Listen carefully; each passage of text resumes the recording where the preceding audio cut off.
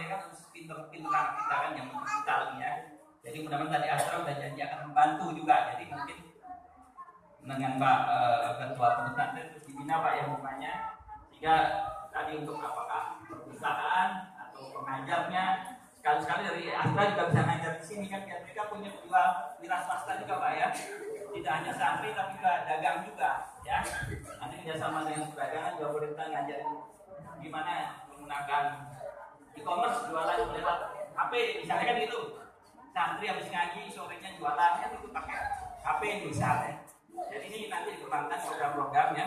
Jadi bantuannya tidak hanya berupa barang tapi juga pendidikan ya Pak ya. Dari Astra kita harapkan mudah-mudahan jika bakal anak-anak generasi muda di sini juga semakin hebat ya, dan Indonesia makin jaya. Sekali lagi kita doakan kepada PT Astra dan juga pada pesantren Al-Hikmah supaya selalu maju terus dan langkah kita semua diridhoi Allah Subhanahu wa taala.